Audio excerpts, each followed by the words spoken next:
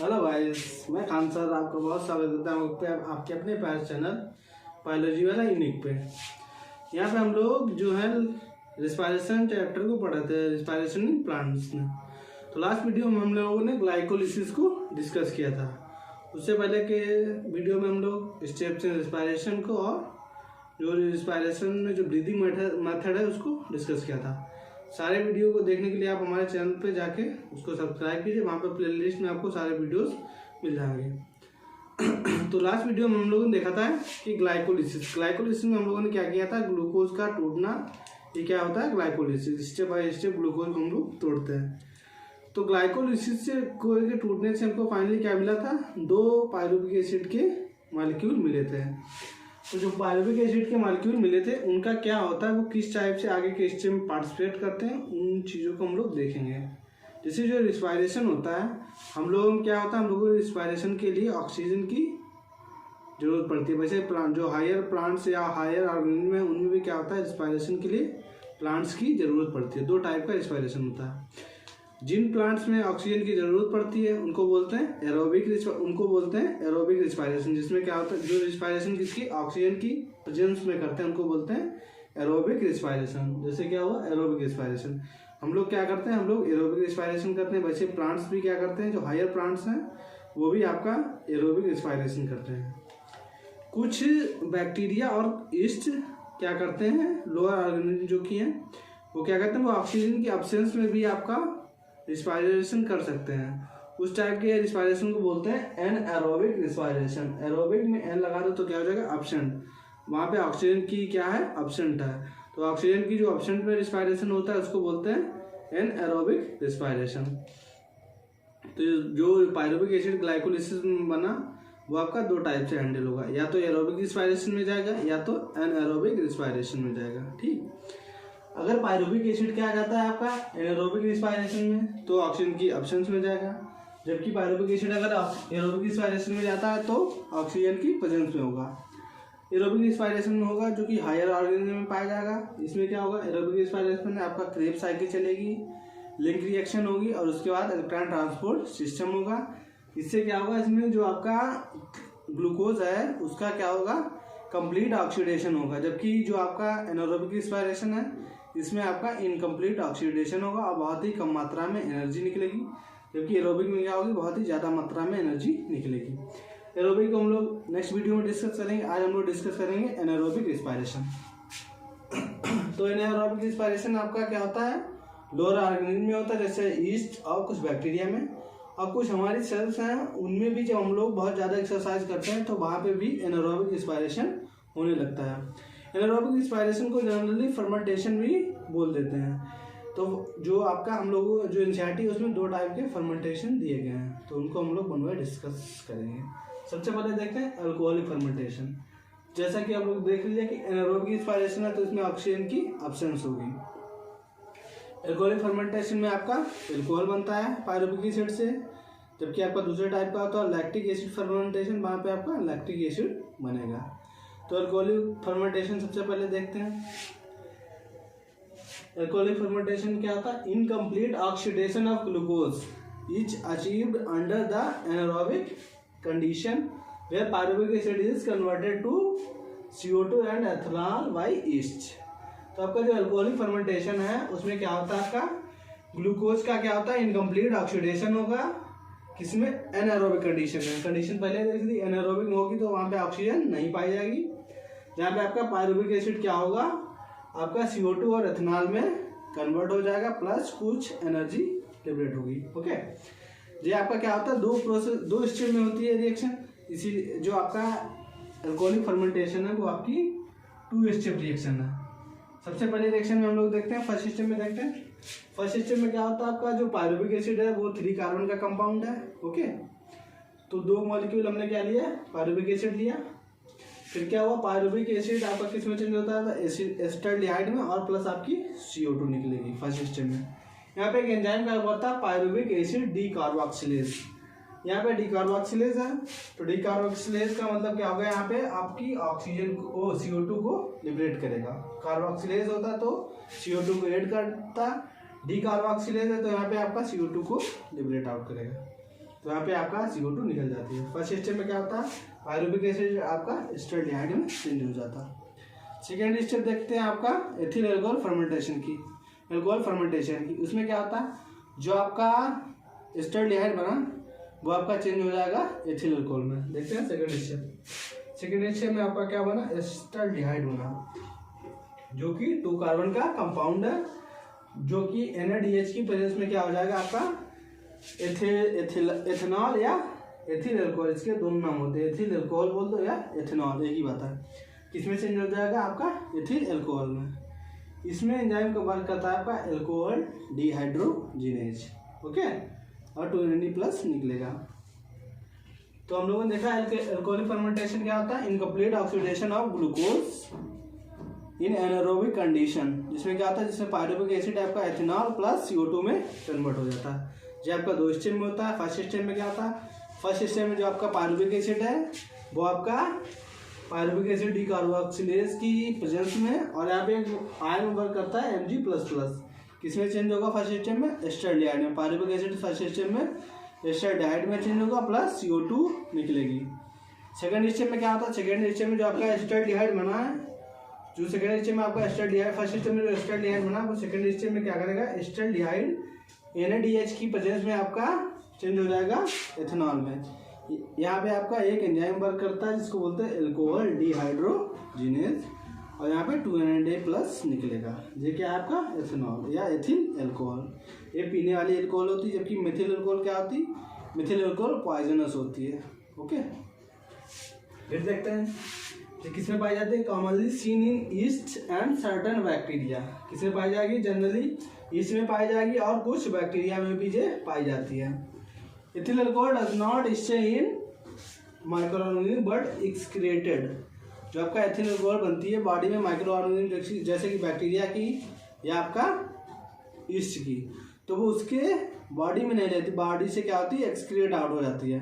तो वही यहाँ पे दिया गया कि जो आपका किसमें होती है, कुछ बैक्टीरिया में, और जो एथिल एल्कोहल बनती है वो बॉडी से बाहर निकाल जाती है। देखते हैं, when alcohol concentration about 30% micro organism cause to death. जब आपकी कंसंट्रेशन, जैसे मान लो किसी सोल्यूशन में हमने ले रखा है बैक्टीरिया, शुगर के सोल्यूशन में हमने मान लो ईस्ट को डाल दिया, जब ईस्ट से क्या करेगा, अल्कोहल का फॉर्मेशन करेगा। जब अल्कोहल आपका 13% बन जाएगा, तो 13% के बाद क्या होता है, अगर 13% के ऊपर उसका लेवल जा रहा है तो आपका क्या हो जाएगा, बैक्टीरिया की डेथ हो जाएगी, ओके। तो केवल क्या होता है, जो नेचुरली बीवरेज हमें मिलते हैं, नेचुरल अल्कोहल मिलती है, उसमें केवल 30% ही एथिल अल्कोहल होती है, ठीक। अगर हम एथिल अल्कोहल की मात्रा को बढ़ाना चाहते हैं तो उसको क्या करना पड़ता है, डिस्टिलेशन करना पड़ता है। जैसे हम बियर बनाते हैं, वाइन बनाते हैं, तो उनमें क्या होता है, 13% से ज़्यादा अल्कोहल होती है। तो उस अल्कोहल के लिए हम क्या करते हैं, डिस्टिलेशन करके उसको हम लोग प्राप्त करते हैं। अगर हमको नेचुरली हमने अल्कोहल बनाया इससे, तो उसमें 30% से ज़्यादा नहीं होगी, ओके। फिर क्या देखते हैं हम लोग, less than 7% energy is release from glucose. अगर हम फर्मेंटेशन के थ्रू जा रहे हैं या एनारोबिक रिस्पायरेशन के थ्रू जा रहे हैं, तो 7% से कम ही एनर्जी हमको ये ग्लूकोज के मॉलिक्यूल से मिलेगी या ग्लूकोज से मिलेगी। इसमें क्या होगा, इसमें नेट गेन केवल 2 ATP का होता है। जैसे हम लोगों ने देखा कि हम लोगों ने क्या किया, जो हमारा ग्लाइकोलिसिस थी उसमें हम लोगों ने क्या मिला था, हमें मिला था आपका 2 ATP प्लस 2 NaDH, ये एनर्जी के फॉर्म में हमें मिली थी। तो 2 NaDH को तो हमने यहाँ पे खर्च कर दिया, ओके। मिली केवल हमें क्या, 2 ATP का ही हमें यहाँ पे नेट गेन हुआ। अगर एरोबिक रिस्पायरेशन में जाती तो वहाँ पे आपकी क्रेब साइकिल चलेगी, हम लोग क्रेब साइकिल आगे डिस्कस करेंगे, इलेक्ट्रॉन ट्रांसपोर्ट सिस्टम चलेगा, तो वहाँ पे हमें ज़्यादा मात्रा में एनर्जी मिलती, ज़्यादा एनर्जी मिलती, ठीक। पर यहाँ पे क्या हो रहा है, यहाँ पे तो हमने 2 ही चीज़ें एनर्जी के फॉर्म में मिली थी, 2 NaDH प्लस 2 ATP। 2 NaDH को तो हमने खर्च कर लिया, केवल मिला क्या, 2 ATP। तो अगर हम फर्मेंटेशन के थ्रू जाएंगे तो केवल 2 ATP का ही हमें गेन होगा, ओके। जबकि हम लोग क्या करेंगे, अगर हम लोग उसके थ्रू जा रहे हैं एरोबिक रिस्पायरेशन के थ्रू, तो हमें ज़्यादा एनर्जी मिलेगी। तो वही यहाँ पे दिया गया कि when less than 7% energy is release from glucose. Glucose से केवल 7% से भी कम एनर्जी को हम लोग निकाल पाते हैं फर्मेंटेशन के थ्रू। और इसमें क्या होता है 2 ATP नेट गेन। तो केवल क्या होगा 2 ATP का ही नेट गेन होगा, चाहे अल्कोहलिक फर्मेंटेशन देखें चाहे तो आपका लैक्टिक एसिड फर्मेंटेशन देखें। तो फर्मेंटेशन क्या है, इसमें हमें बहुत ही कम एनर्जी मिलती है, तो ये हमारे लिए बेकार प्रोसेस है, या हम लोगों में तो होती नहीं जनरली, लेकिन जो आपका हम लोगों में लैक्टिक एसिड फर्मेंटेशन होता है वो हम लोग आगे देखेंगे। तो जो बैक्टीरिया में होता है तो उसको बहुत ही कम एनर्जी से निकाल पाती है, इसमें केवल 7% से भी कम एनर्जी निकलती है। तो कल फर्मेंटेशन को हम लोग फिर से एक बार देख लेते हैं। इसमें क्या होता है, ग्लूकोज का इनकम्प्लीट ऑक्सीडेशन होता है जिसमें CO2 और एथेनॉल मिलती है। ये आपका 2 स्टेज में होता है। फर्स्ट स्टेज में आपका क्या होगा, फर्स्ट स्टेज में जो पायरुविक एसिड है वो आपका एस्टरडियाइड में चेंज हो जाएगा। सेकेंड स्टेज में क्या होगा, आपका एस्टरडियाइड जो है आपका वो NADH की प्रेजेंस में आपका इथेनॉल में चेंज हो जाएगा। ये क्या होता है आपका जो आपका जो कुछ बैक्टीरिया में हो इसमें पाई जाती है, और जो इसमें एल्कोहल बनती है वो बॉडी माइक्रो ऑर्गेनिज्म की बॉडी से बाहर निकल जाती है। ओके, जब कंसनट्रेशन 30% से ज़्यादा हो जाती है तो माइक्रो ऑर्गेनिज्म की डेथ होने लगती है, और इसमें हम लोग क्या मिलता है 7% से भी कम एनर्जी को निकाल पाते हैं। और फर्मेंटेशन में केवल 2 टाइप के 2 ATP का हमें नेट गेन होता है। अब हम लोगों ने क्या देख लिया, अल्कोहल फर्मेंटेशन देख लिया। दूसरे टाइप का फर्मेंटेशन देखते हैं, lactic acid fermentation. Okay,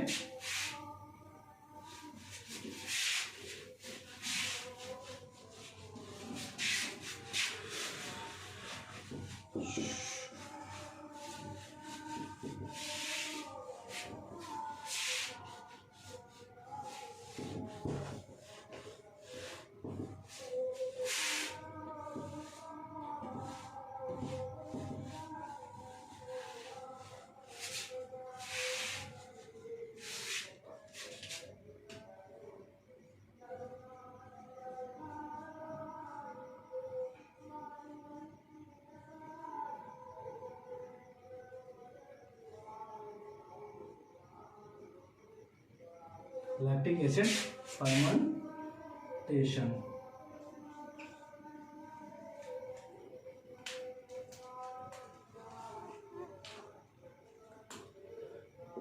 by lactic acid bacteria.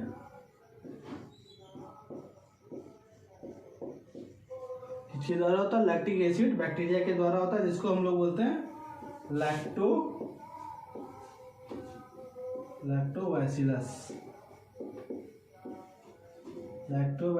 लैक्टाई।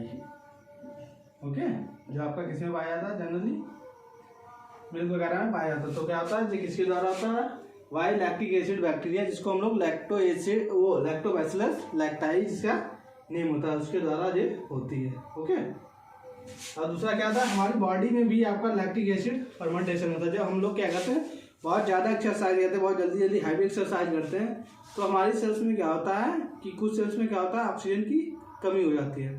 तो जो ऑक्सीजन की कमी हो जाती है तो वहाँ पे आपका लैक्टिक एसिड फर्मेंटेशन होता है, क्योंकि आप लोग देखा कि जो फर्मेंटेशन होता है वो ऑक्सीजन की एब्सेंस में होता है। तो हमारी जब सेल में ऑक्सीजन की कमी हो जाती है तो वहाँ पे भी आपका फर्मेंटेशन होने लगता है, वहाँ बनता है आपका लैक्टिक एसिड। तो हमारी कुछ सेल्स, हमारी बॉडी की कुछ सेल्स में भी लैक्टिक एसिड का फर्मेंटेशन होता है during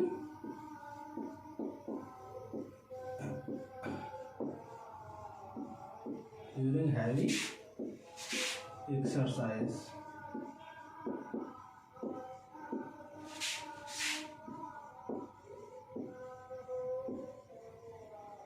When oxygen is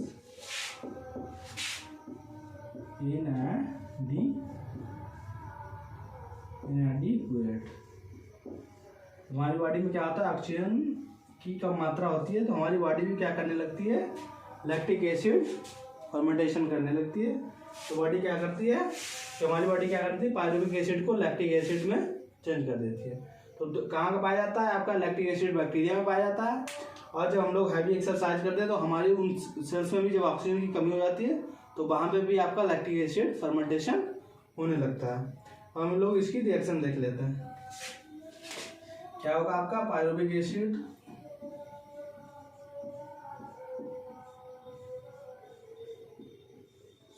colour change कर लेते हैं, क्यों दिखाई नहीं देगा।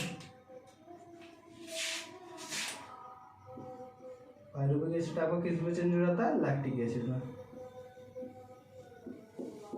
Lactic acid. यहाँ पे आपका एक एंजाइम वर्क करता है lactic acid dehydrogenase.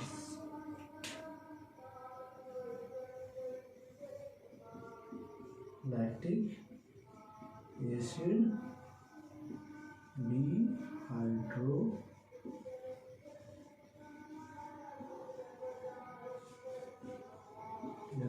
Dehydrogenase. Okay, यहाँ पे आपका एंजाइम का नाम पता है FMN, सॉरी आयन का नाम पता है Zn2+।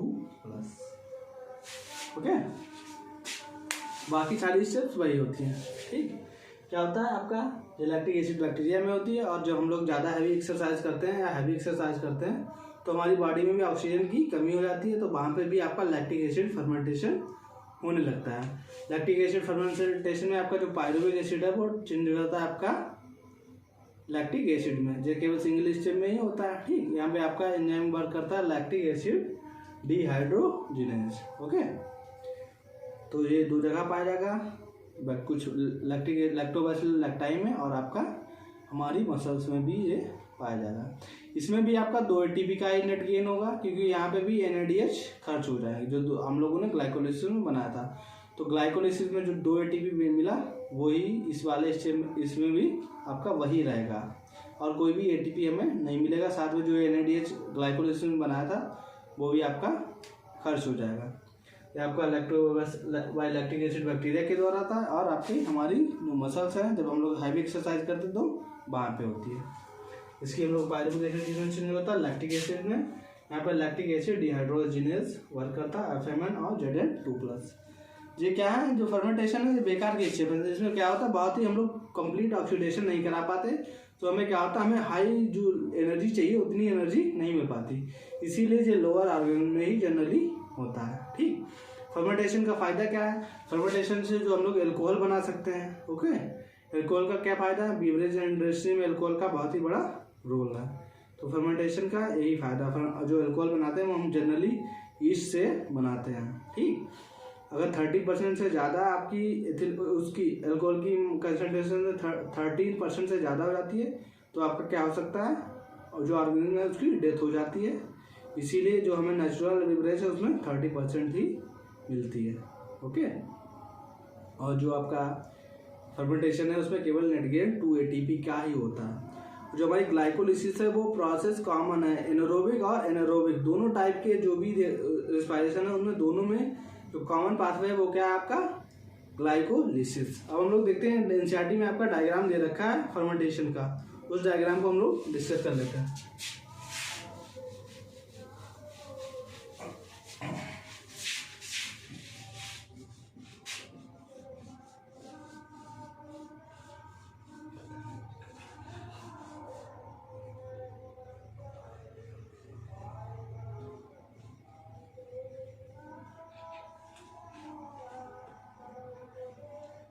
एनसीईआरटी का डायग्राम को हम लोग देखते हैं। वहाँ पे क्या बनाता है हम लोग ग्लूकोज,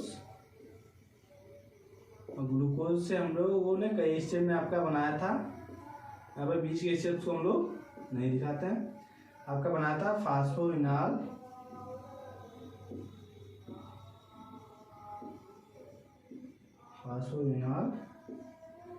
आपका फास्फोइनॉल पायरुविक एसिड।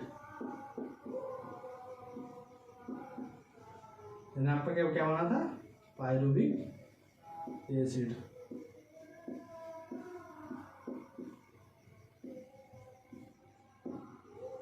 अब जो पायरुविक एसिड आपको क्या आ जाएगा फर्मेंटेशन में चला जाएगा जब हम कंडीशन कैसी होगी एनारोबिक। तो आपका हम पायरुविक एसिड को भेज देते हैं, ये आपका आ गया पायरुविक एसिड। ये आपका चला गया एनारोबिक कंडीशन में। वहाँ पे एनारोबिक कंडीशन में आपका क्या होगा फर्मेंटेशन होगा।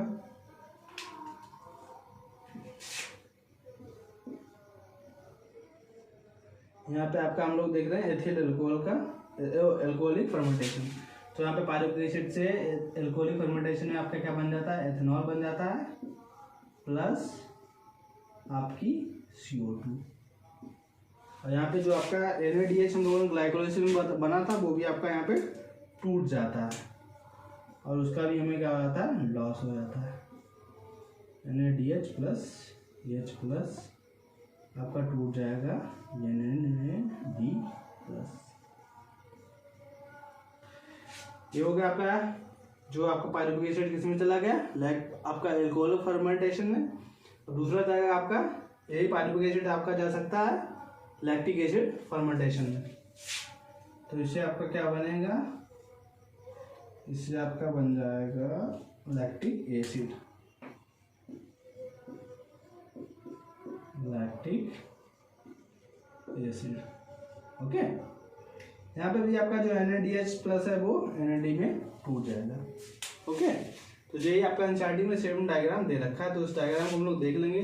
मान लो अगर क्वेश्चन आपका आता है क्वेश्चन, तो मान लो यहाँ पे गायब कर देगा, इसको हटा देगा, यहाँ पे ऑप्शन दे देगा क्या होगा, तो आपको यहाँ पे A दे देगा, B दे देगा, तो उसको आपको यहाँ पे लिखना रहेगा। इसलिए डायग्राम को हम लोग एनसीईआरटी के सारे डायग्राम क्या है आपके नीट के लिए बहुत ही इंपॉर्टेंट है, तो इस डायग्राम को भी हम लोग ध्यान से देख लेंगे।